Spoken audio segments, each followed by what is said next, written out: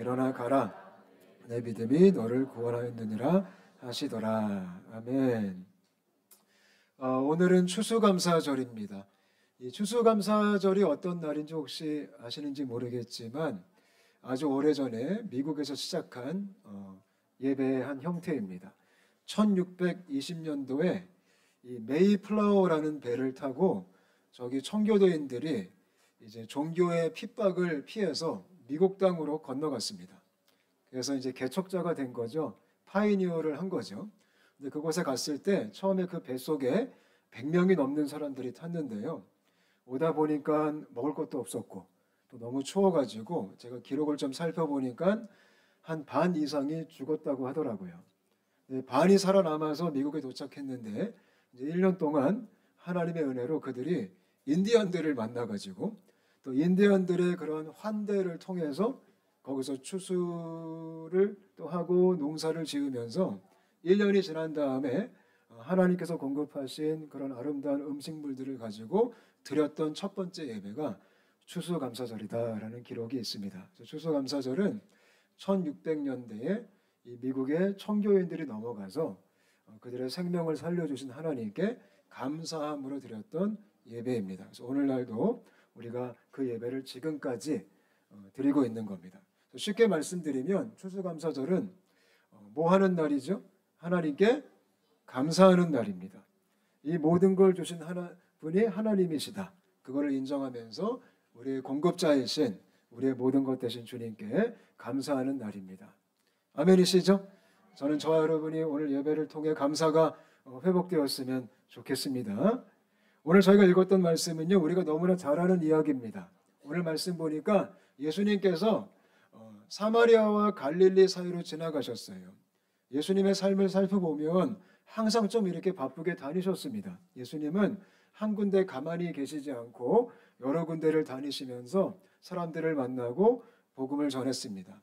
오늘날 교회도 그런 사역을 좀 해야 됩니다. 저는 저희 교회가 찾아가는 교회가 되었으면 좋겠고요. 열방을 향해 나아가는 교회가 됐으면 좋겠습니다. 교회는 자리 잡고 앉아가지고 기다리는 공동체가 아니에요. 원래 오리지널 교회는 찾아가는, 예수님이 우리에게 말씀하셨죠. 너희는 가라. 전 저희 온사랑교회가 가는 교회가 됐으면 좋겠습니다. 그래서 저희가 다음 달에 저희 교회 역사상 처음으로 단기 선교를 갑니다. 그래서 필리핀으로 12명이 가는데요. 얼마나 기대가 되고 얼마나 감사한지 몰라요. 제가 내심 바라는 것은 내년쯤 되면 우리 교인들의 한 반은 다 가셨으면 좋겠어요. 같이 선교를 가고 우리가 후원하는 선교사님을 좀 만나고, 가장 멀리 계신 분이 케냐에 계시거든요. 케냐 함께 가시죠. 우리 그곳에 가서 또 함께 예배하고 함께 또 주님을 높이는 그런 가는 사역들을 잘 감당했으면 좋겠어요. 오늘 말씀을 보니까 예수님이 특히 어디를 가셨냐면 어떤 마을에 들어가셨어요. 근데 그 마을에 누가 있었냐면 나병 환자들이 있었어요. 그럼 여기서 질문할게요. 예수님이 가신 마을이 좋은 마을이에요? 안 좋은 마을이에요? 안 좋은 마을이에요. 왜냐하면 나병 환자가 살고 있으면 이 당시는 나병 환자들은 격리를 시켰거든요. 나병 환자들은 일반인들과 함께 살 수가 없었어요. 그들은 부정하다, 이제 이런 꼬리표가 달고 있어가지고 다른 지역에 이렇게 격리해가지고 살았거든요. 예수님이 그들을 만났다라는 것은 그런 마을에 가셨다라는 거예요. 예수님은 좋은 곳만 다니신 곳이 아니에요. 예수님은 고통스러운 곳에, 어두운 곳에, 아픔이 있는 곳을 찾아가신 거예요. 그게 교회고 그게 크리스천이에요. 그래서 예수님이 그 나병 환자 마을에 가니까 나병 환자들이 예수님을 발견했어요. 예수님이 가니까 그들이 반응한 거예요. 마찬가지로 주님이 우리에게 오셨기 때문에 우리가 하나님께 반응할 수 있는 거예요. 그들이 어떻게 반응했죠? 소리를 지릅니다. 예수님, 우리를 불쌍히 여겨주세요. 예수님께 SOS를 친 거예요. 이거는 굉장히 지혜로운 겁니다. 저는 저와 여러분이 예수님을 부를 수 있게 되시기를 축복합니다. 예수님이 우리 인생에 찾아오시면 우리는 정말 갈급함으로 열정을 다해 주님께 소리를 질러야 됩니다. 주님, 나를 만나주세요. 주님, 나를 긍휼히 여겨주세요. 저는 저와 여러분이 그런 기도 할 수 있게 되시기를 바랍니다. 그때 예수님이 어떻게 하셨죠? 예수님이요, 우리가 부르짖으면 그거를 무시해요? 무시하지 않아요? 무시하지 않습니다. 그 음성을 들었어요. 그리고 어떻게 하셨죠? 그들에게 말씀을 하십니다.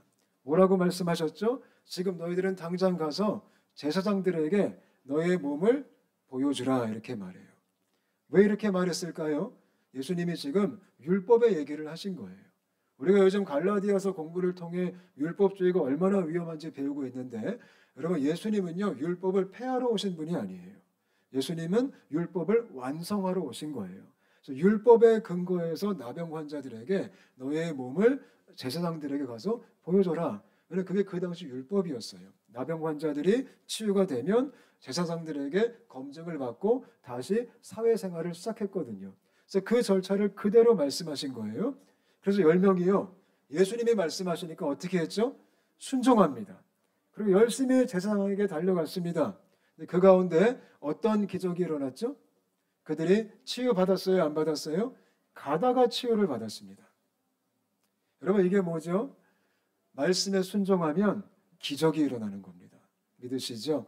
저는 우리 삶 속에 말씀에 순종함으로 우리가 하나님의 기적을 맛보는 삶을 살았으면 좋겠어요. 순서가 중요해요. 선순종 후 기적이에요. 근데 가끔 제가 보면 많은 사람들이 이걸 거꾸로 하려고 하는 분들이 계세요. 주님 먼저 기적을 베푸시면 제가 순종하겠습니다. 근데 성경은 그렇게 가르치지 않아요. 우리가 말씀을 의지하여 먼저 순종할 때 그때 주님이 일하시는 거예요. 저는 우리에게 그런 믿음이 있으시기를 바랍니다. 우리가 순종할 때 주님이 일하시고 아까 우리가 찬양했잖아요. 주가 일하시네 주가 일하시네.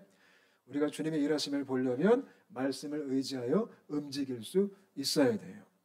이스라엘 백성들이 요단강 어떻게 건넜죠? 갈라져서 건넜어요? 발을 담그니까 갈라졌어요? 담그니까 갈라졌어요. 선순종 후 기적의 원리예요. 우리가 그런 담대함이 있었으면 좋겠어요. 그래서 이 나병 환자들이 가다가 말씀 의지하여 정말 움직였잖아요. 이것도 힘든 거예요. 솔직히 예수님이 지금 되게 어려운 거 시킨 거거든요. 뭐 좀 찾아오셔서 기도도 좀 해주시고 뭐 좀 이렇게 멋있게 내가 나사렛 예수 아니 예수님은 예수 이름으로 얘기하면 아니겠죠. 내가 치유하노라 이러면 더 멋있는데 그런 얘기도 안 해주시고 그런 이벤트도 안 해주시고 딴 때는 가끔 해주셨는데 이것은 그렇게 안 하셨거든요. 근데 말씀 의지하여 가다가 이들이 고침을 받은 거예요. 근데 놀라운 게 뭐냐면 우리가 알듯이 그 중에 몇 명이 예수님께 돌아와서 감사의 표현을 했죠? 한 명이 돌아온 거예요. 한 명이. 그것도 이방인과 섞인 사마리아인이 돌아와가지고 예수님께 감사의 표현을 했어요. 그래서 예수님이 질문해요. 아니 나머지 9명은 지금 어디 갔느냐? 너만 고침받는 게 아니지 않느냐? 9명 다 어디 갔노? 이렇게 물어본 거예요. 이 부분 한번 생각해 보셨으면 좋겠어요. 여러분 9명이 지금 10명이 다 치유받았는데 한 명은 돌아오고 9명은 돌아와서 감사의 표현을 하지 않았어요. 왜 그랬을까요? 왜 그들은 예수님을 찾지 않았을까요? 크게 두 가지 이유가 있습니다. 왜냐하면요. 그들의 우선순위가 뭐였냐면 빨리 제사장을 만나는 거예요.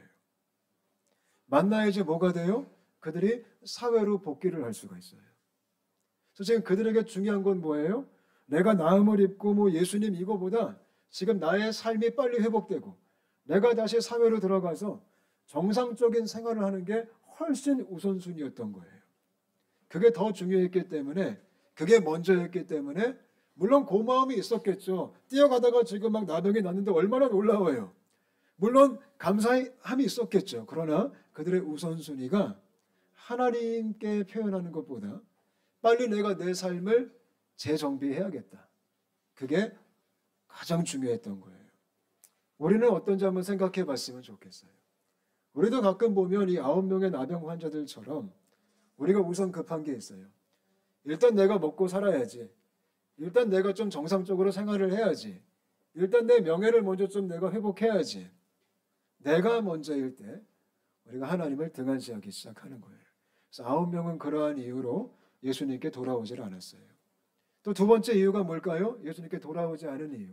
아주 간단합니다. 그 은혜를 망각한 겁니다. 그 은혜를 잊어먹은 겁니다. 내가 난 것만 너무 기뻐가지고 지금 누가 나를 치유했는지, 누가 이런 은혜를 주셨는지, 누가 이런 기적을 베푸셨는지를 그냥 잊어버린 겁니다. 가끔 우리도 그럴 때 있습니다.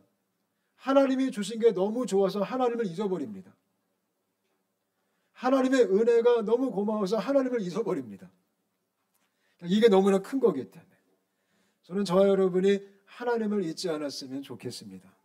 아멘. 여러분, 하나님이 이런 기적을 왜 주실까요? 왜 이런 놀라운 일들을 행하셨을까요?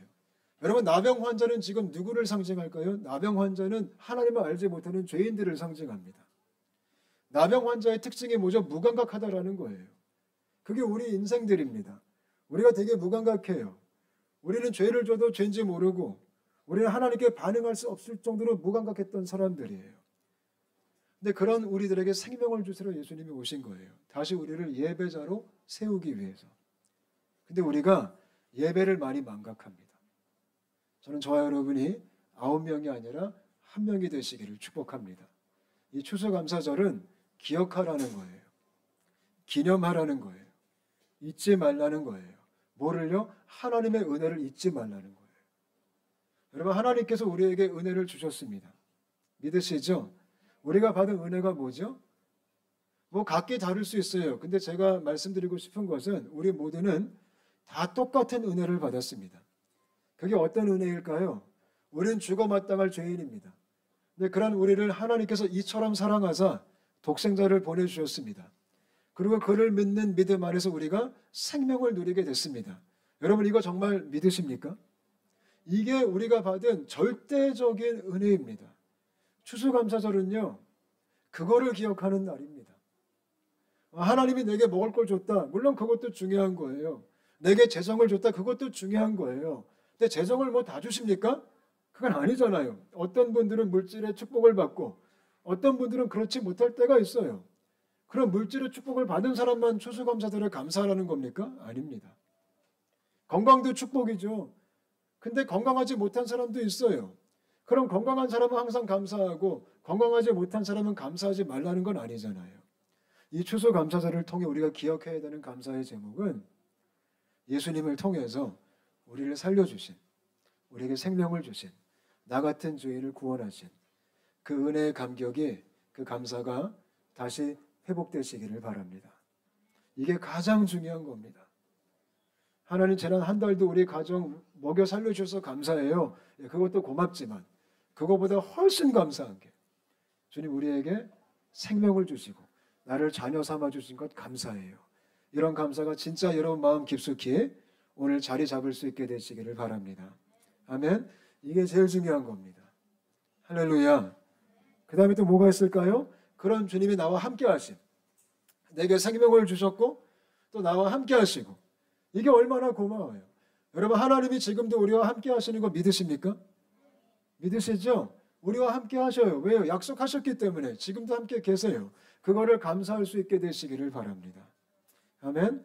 또 한 가지 우리에게 소망 주신, 예수 믿는 사람은 이 땅의 소망이 아니에요. 우리는 장차 올 영광이 있어요. 다 똑같이 주셨어요. 그것 때문에 감사하셨으면 좋겠어요. 여러분의 감사의 제목은 뭐가 있으십니까? 저는 우리에게 생명 주신 주님, 우리와 함께 하시는 주님, 우리에게 소망 주신 그 주님 때문에 감사가 정말 든든히 아주 그냥 탄탄하게 우리 마음속에 있었으면 좋겠습니다. 예수 믿는 사람들은요, 이거 하나로 충분히 감사할 수 있어야 됩니다. 아멘. 인생은 업앤다운이 있어요. 업할 때 감사하는 거 누구나 할 수 있습니다. 근데 다운할 때 감사할 수 있겠습니까? 우리가 다운될 때 뭐 가지고 감사해야 될까요? 이거 가지고 감사하면 됩니다. 내게 생명을 주시고 나와 함께 하시고 내게 소망 주신, 그게 전부이니까 그거로 우리가 충분히 고맙고 충분히 기쁘고 충분히 감격할 수 있게 되시기를 바랍니다. 아멘. 여러분, 예수님 믿는 사람들이 받은 은혜가, 우리가 지금 하나님 자녀 됐잖아요. 그죠? 이게 기쁜 거예요? 슬픈 거예요? 기쁜 거죠. 우리가 하나님 자녀 된 거. 그죠? 그래서 복음을 가리켜 무슨 소식이라고 하죠? 기쁜 소식이라고 하죠. 예수 믿는 모든 사람은 기쁜 소식을 받은 사람들이죠. 아멘. 그럼 우리 표정은 어떻게 돼야 될까요? 기뻐야겠죠. 그게 정상이겠죠. 기쁜 소식을 들으면 기뻐야 돼요. 요즘 기독교의 문제가 뭐냐면 기쁜 소식을 들었는데 안 기쁘세요. 우리 얼굴에 그게 표현이 안 돼요. 여러분, 복음이 감사해요, 안 감사해요? 감사하죠. 나 같은 죄인을 살리신 게 고마워요, 안 고마워요? 고맙죠. 그럼 우리 얼굴에, 우리 삶에 뭐가 있어야 돼요? 감사가 있어야 돼요. 근데 요즘 우리가 감사가 잘 없어요. 불평이 더 많아요. 우리가 9명이 될 때가 너무나 많은 거예요. 저는 이 아침에 저와 여러분이 정말 이 복음의 본질을 생각하면서 다시 기쁨이 살아나고 다시 감사가 살아나고 그 복음의 감격이 있게 되시기를 축복합니다. 그래서 추수감사절은 다시 복음을 기억하는 날이에요. 아멘. 다시 본질을 생각하는 날이에요. 그리고 하나님께 우리가 마음을 다해서 표현하고 예배하고 찬양하고 감사를 드릴 수 있게 되시기를 바랍니다. 아멘. 우리 같이 한번 기도하겠습니다.